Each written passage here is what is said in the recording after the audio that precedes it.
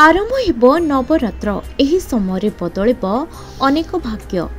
ज्योतिष शास्त्र रे शुक्र ग्रह को सौंदर्य, प्रेम, धन, कला, आनंद एवं संपर्कर प्रतीक भाव में विवेचना करा जाए। जितेबले शुक्र ग्रह निजर नक्षत्र पूर्व फाल्गुनी रे प्रवेश करिथांती, यह जीवनर विभिन्न दिग को प्रभावित करिथाए। एही नक्षत्र ऐश्वर्य, प्रेम, आनंद एवं सृजनशीलतार प्रतीक अटे। ज्योतिष गणना अनुसार शुक्र ग्रह 25 सेप्टेम्बर 2025 रे पूर्व फाल्गुनी नक्षत्र रे प्रवेश करिवे। एही विशेष संयोग किछि राशि को विशेष भाव में लाभदायक हेबो बोली आशा करा जायछि। आसंतु जानिबा केउ 5टी राशि जहा उपरे एहार सकारात्मक प्रभाव पड़िबो। वृष राशि।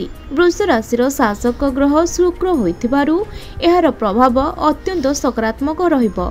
संपर्क रे समन्वय वृद्धि पाइब। व्यवसाय एवं निवेश भल लाभ प्रदान करिबो। वैवाहिक जीवन एवं प्रेम संपर्क आहुरी मजबूत हेबो। धन एवं समृद्धि प्राप्तिर सूचना मध्य रहिछि। मिथुन राशि। शुक्रंक एही चलन मिथुन राशि उपरे मध्य सकारात्मक प्रभाव पकाइब। शुक्रंक प्रभाव जोगाजोग, गणमाध्यम, लेखा, कला एवं शिक्षा सहित जड़ित थिबा लोकमानक पई सफलता आनिब। विदेश यात्रा एवं अध्ययन पई नूतन सुयोग सृष्टि करिब। संपर्क अधिक सुसंगत एवं सहायक हेब एवं सृजनशीलता एवं बौद्धिक क्षमता वृद्धि पाइब। सिंह राशि।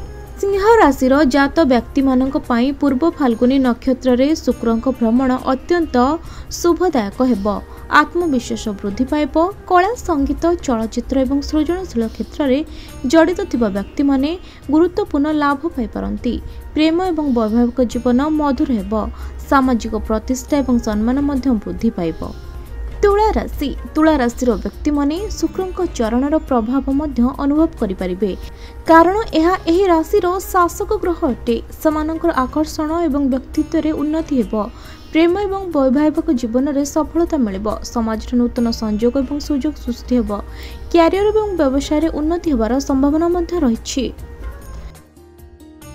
मीन राशि। एही शुक्र चलन मीन राशि पई मध्य खूब शुभप्रद आनिब। भावप्रवण संतुलन एवं मानसिक शांति हासिल हेब। आध्यात्मिक पथरे अग्रगति करिबार सुयोग आसिब। संगीत, कला एवं सृजनशीलता सहित जड़ित कार्य लाभदायक हेब। प्रेम एवं वैवाहिक सुख प्रफुल्लित हेब।